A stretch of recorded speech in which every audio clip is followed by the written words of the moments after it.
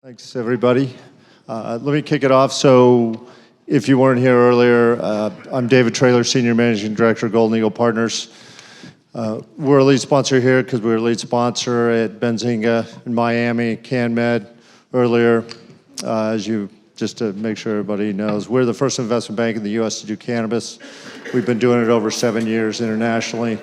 And I have 15 years operational experience, 2 undergrad degrees in science, 3 U.S. patents, and certainly we've had cannabis clients on 6 of the 7 continents. Peter? Thank you, David. So I've been in the cannabis industry for 8 years, focused in the United States. I was a managing director at a private equity fund called MacArthur Capital. We were involved in different M&A for the past 8 years. We've seen the highs and the lows, and it's a very intriguing market to now be in Europe. We are headquartered in Switzerland. We are a vertically integrated pharmaceutical cannabis company that primarily focuses on genetics and manufacturing as well as trading. So import, export. Thank you. Hello.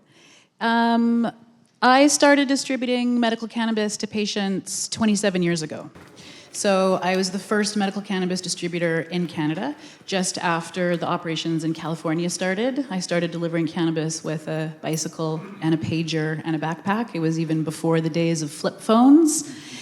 We essentially built a movement in Canada focused on patient advocacy, physician education, working with our regulators, working with the public, and transformed Canada's perception of cannabis. We dragged our government kicking and screaming through the courts until we created a federal framework for medical cannabis. When the first 12 large licenses were given out, I moved from my civilly disobedient activist queen of the rebels role and started working in the corporate world. I started working with Bedrocan and eventually became the first female member of the C-suite of Canopy Growth. Canopy Growth has since somewhat gone through a bit of a decline. So I have lived through the revolution and the legalization and the ups and downs, and now Canada is very much in a market recovery place, and I look forward to sharing some insights about that experience with you. Thanks, Hillary. Louis Koski. I've been involved in the cannabis industry since roughly 2009 full-time, did some work in it prior to that, almost entirely on the government side of the equation, so I bring that government perspective. Probably most notably, I was the director of the Colorado Marijuana Enforcement Division in 2013 going into 2014 when we first legalized cannabis there. So I was largely responsible for leading the teams that drafted the first several rounds of regulations.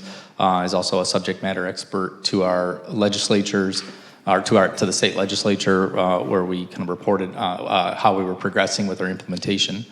Since that time, I have had a small consulting firm that had me traveling around the U.S. and Canada, sometimes here in Europe, in the Caribbean, helping governments kind of grapple with more permissive cannabis policy, to help design that for them. And then I started with Metric, which is a leading seed-to-sale tracking software company that contracts with 23 different government agencies to provide track and trace services for government and industry to create transparent supply chains.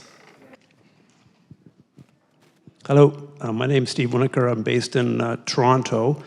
I work at Canaccord Genuity. I'm a managing director in the investment banking group. Canaccord is a medium-sized global investment bank. I lead the cannabis practice globally. I started raising money for Canadian cannabis companies in 2018 and 2019. I started raising money for U.S. companies. Since then, our practice has raised about $7 billion for cannabis companies in North America, and we've advised on about $20 billion of M&A transactions. So we have a pretty good track record. Most of that happened prior to the last 12 months. As a matter of fact, all of it happened prior to the last 12 months. It's been quiet the last 12 months. And that's it. Thanks, Steve.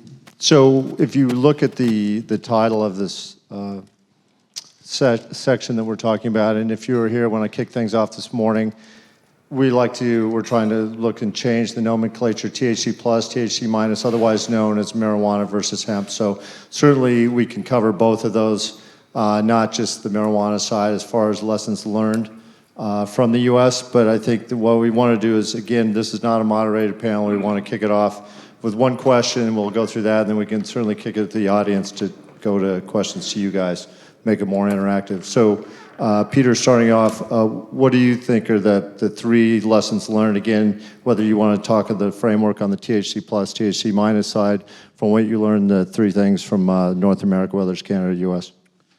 Well, since we're going to open it up, I'm going to keep it high level. But I think that being involved in building a good regulatory platform is one of the best opportunities that a lot of these global markets have. It's something that in the U.S., just in many states, absolutely, I mean, they did not support the businesses that were building.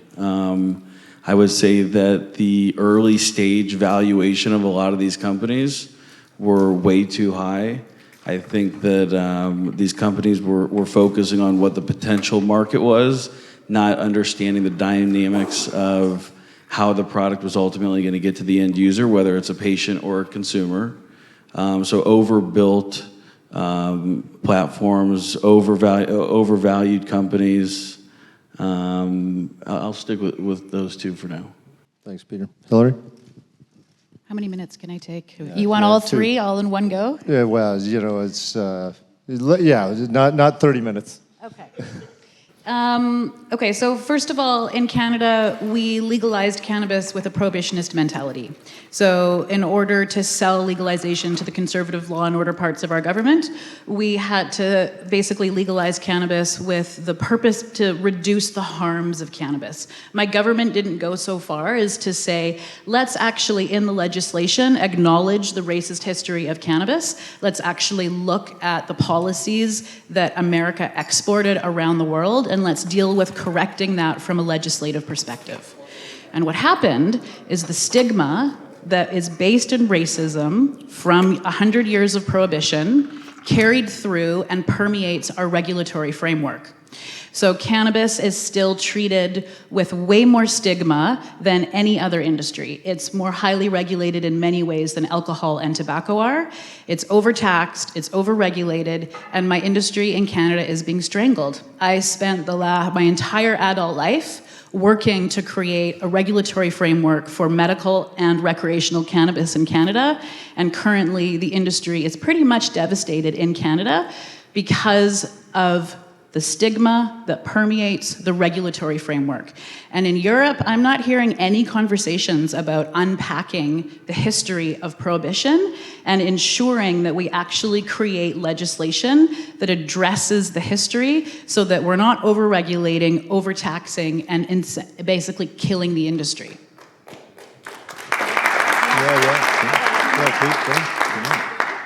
Okay.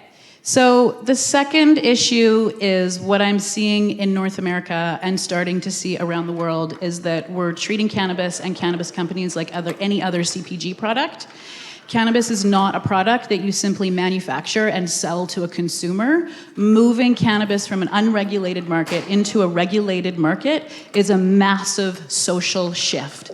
I'm no longer really seeing companies invest in patient education, some physician education still, ensuring that companies are actually diverse, ensuring that there's actually community impact, social justice work, all of the pieces that actually make your employers, your employees, your consumers, and your regulators actually have loyalty to you and your company.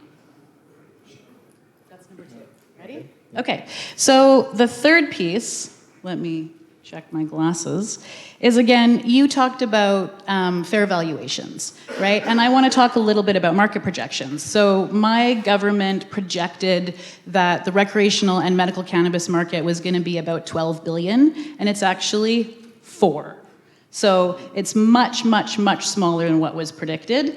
Companies we were overinvested in, there was investment was falling out of the sky. My previous company took in $5 billion from Constellation Brands. There's just the The pace of scaling was absolutely ridiculous. So overinvestment, overcapacity build, and now we have millions of grams of unsold cannabis in the market because everything just grew absolutely way too fast. The survivors, the people who are actually starting to be profitable, they're not vertically integrated, they're specializing, they're smaller, they're keeping their overhead lower, and they're actually able to pivot quickly to meet the needs of the patients and the recreational consumers. Thanks, Hillary. Very good. Louis? That's really good. Now, there's three. I don't know if I'm that structured on mine, but the one thing I'm like taking away from what I've heard so far and kind of speaks to our thinking on this is that legalization of cannabis is one hell of a balancing act. On one hand, I think the governance of legalization is really important. But having like too little governance or too little government interaction isn't great, but having too much government action is also can tend to be pretty stifling, can take away from how big the market can be and how effective businesses are.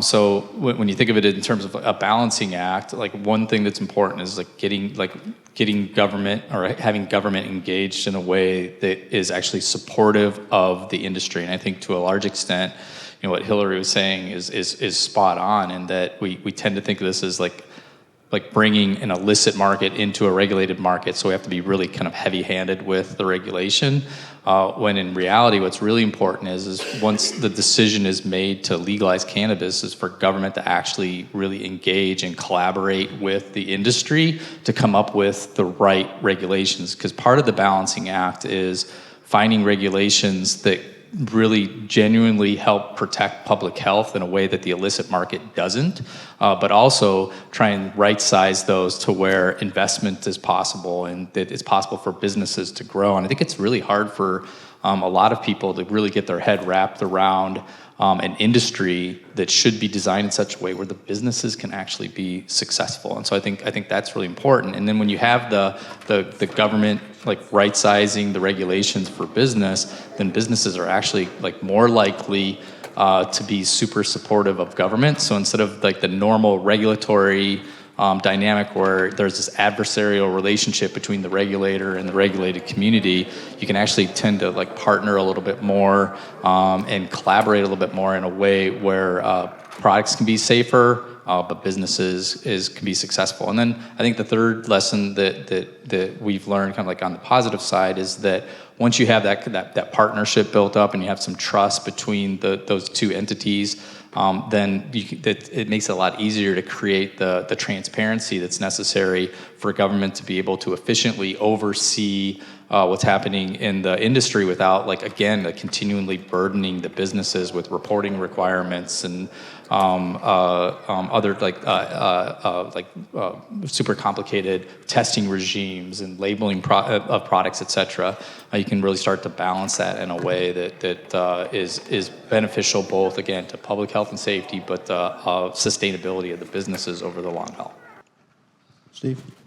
Sure. So I think it's over-regulation and under-regulation happening at the same time in the same market, which has been the curse of Canadian and U.S. businesses, and I'll give you a couple of examples. So in Canada, there at the peak, there were 1,200 actual licensed producers in Canada, 1,200 for a market size of $4 billion. Anybody who paid in the province where I'm from, Ontario, anyone who paid $5,000 could open a dispensary. So at the peak, there were, I think, 1,400 dispensaries in the province of Ontario. There's 8 million people in that province. One of the largest dispensary networks in the country is a company called Fire and Flower, declared bankruptcy a couple weeks ago. The biggest dispensary network in Canada, a company called High Tide, I think they do about $500 million a year in revenue, and they have yet to make a profit. So I think, on the one hand, there's an under-regulation in the government in that instance. The over-regulation, I would point to taxes, particularly in the United States. Right now, the effective tax rate, marginal tax rate for a U.S. licensed producer, U.S. multi-state operator is about 76%. So how do you have a business that does $1.2 billion in revenue and 40% EBITDA margins, but has zero free cash flow? I think until some of these kind of institutions, so that's the overregulation. In Canada, it's the same thing with excise taxes, with transferring across provincial, inability to transfer across provincial lines. You have an inability for the Canadian licensed producers to make any money. Out of the $4 billion market, I think there's only the maximum market share that any one large licensed producer in Canada has is 5%. I think it was Canopy for a little while. So you have 1,200 licensed producers, maximum market share is 5%, 78% tax rate, effective tax rate in the United States. That because of both under regulation and over regulation, it's impossible to make a commercial entity for any cannabis producer in North America. Thanks, Steve. As I mentioned before starting off, I want to take this in two parts. First of all, talking about THC plus. So as I mentioned, I was in Davos in 2020 before the pandemic shut things down, and in Davos, I wanted to pull three things that I thought we'd learned in North America and the US that were applicable and going to be applicable to Europe, and frankly, I think they still hold. One is there's been very little history of first mover advantage in this industry. As I mentioned, I was chief business officer at Cerna. Cerna was the biggest name in cannabis, full stop, in 2014. Nobody knows who they are now, right? Timing, geographies always roll out, not always, pretty darn sure most of the time roll out much slower than, if you look at Spain, UK, Nevada actually rolled out quickly, Colorado did, but very few times. Look at Germany, right? Look at Portugal, everything's been slow. The third thing on the THC plus side is the fact, and you guys maybe remember hearing it earlier, biological supply chains are inherently unstable. And whether it's canopy growth, Aurora, harvest, you name it, pretty much. And that's the thing that's been an advantage for us is having a biological, a biotech background. When all these operators are going from 40,000 square feet of grow to 400,000, we predicted that it was going to blow up, and it did, right? So let's get to THC minus, or whether otherwise known as hemp. The problem with that part of the sector was the fact that there was very low barriers to entry.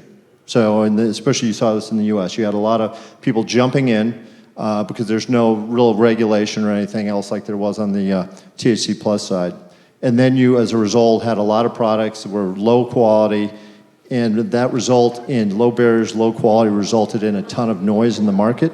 So as a result, you had a lot of people, patients, buying CBD or whatever the product was, mainly CBD, and taking it, and it didn't work, right? So then you have this mess of people saying, hey, this is great stuff when it works for them, and other people trying bad products and it wouldn't work. So that was the three things we learned on the hemp side of the THC minus. But Peter, did you have a comment? Well, I just want to, the net is that the illicit market is a competitor until this is properly regulated. So it's, you look at Oklahoma, which is, sure it is regulated, but it's under-regulated, and they have over 10,000 licenses. That supports the black market, or the illicit market, right? So I just think it's important when you think about regulation, too much, too little. I agree with what the entire panelists have said on that topic. Thanks. And Guy? First question. For the panel so far, I think you all make good points. I think some of the challenge with cannabis is that regulators want to treat it like it's yellow cake uranium and not just a weed plant, and so they tend to go overboard.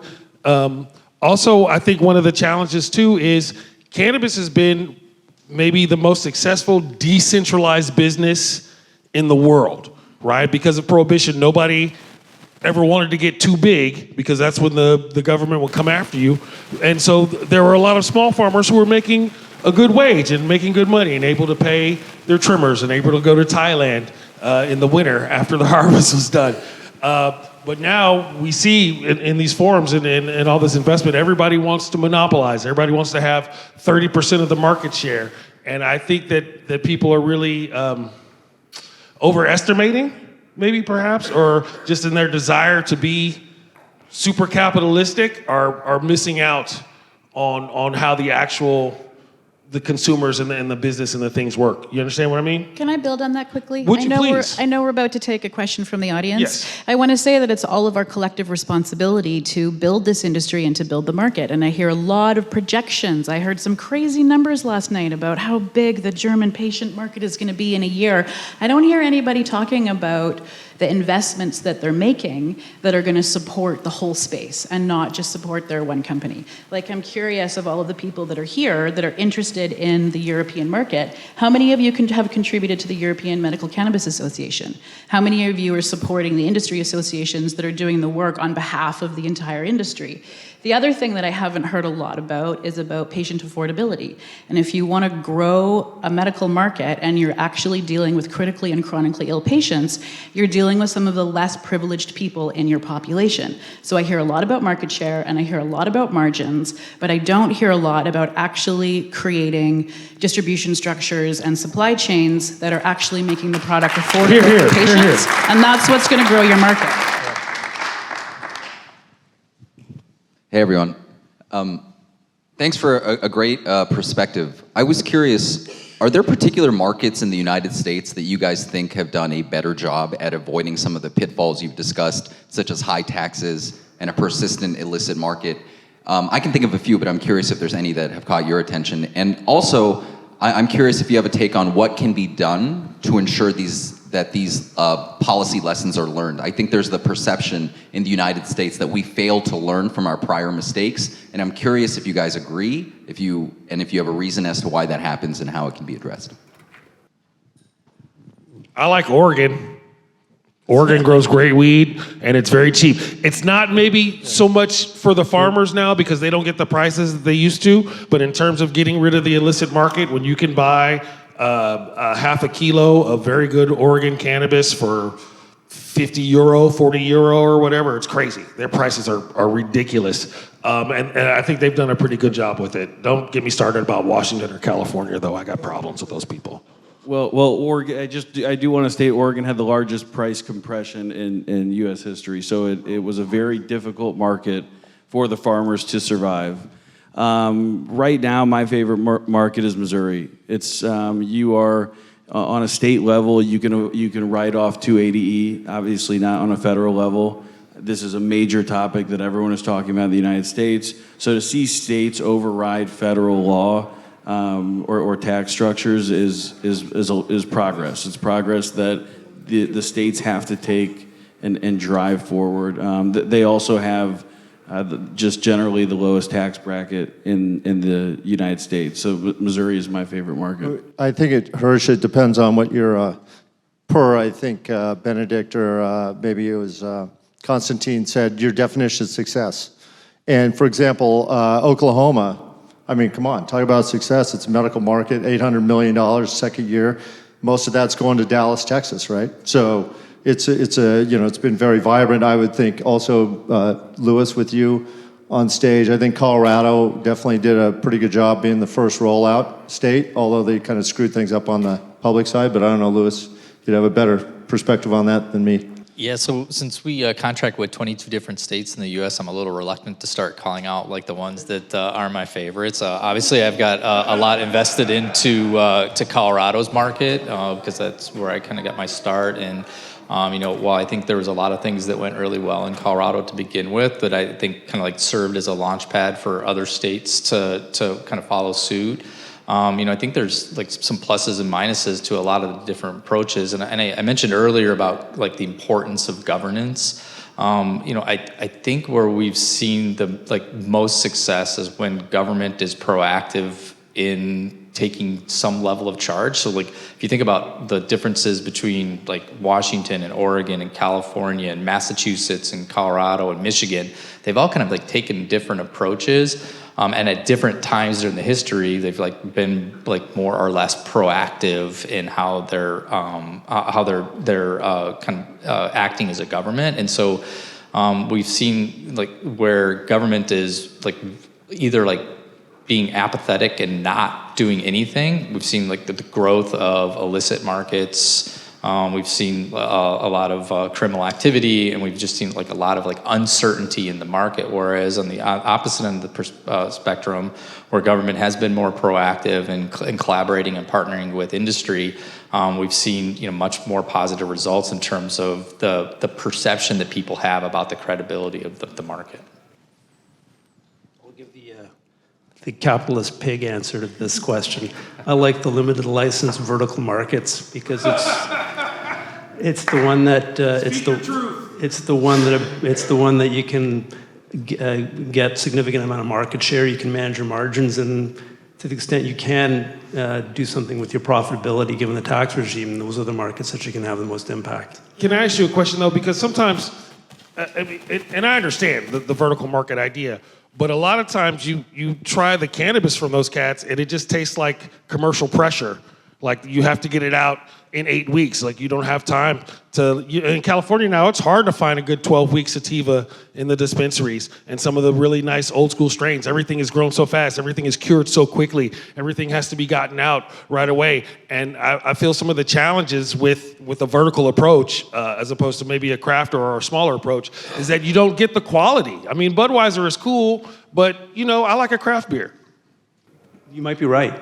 I don't have no other answer beyond saying you might be right, the quality might suffer, but again, I'm looking at it through the prism of the capital markets, and from that perspective, maybe the quality isn't as good as oftentimes as a craft grower or a more wide open market, but you can make more money. Well, and also to add to that, Steve, the one thing that's important too is not being in a limited license state versus limited license state, right? So, we've been talking forever. If you're in Colorado or California, I'll put those operators against anybody any day. If you can win in the crucible of competition in Colorado, you're going to be. The next question? Yeah, we got it here. So, hi, my name is Trenton Birch. I come from South Africa. I'm interested to know what the sort of narrative or view is in the States at the moment in terms of, I think we often forget, and I appreciate this is an investment forum where returns are the most important sort of conversation, but I think we've also lost focus on what cannabis and hemp can do for our planet.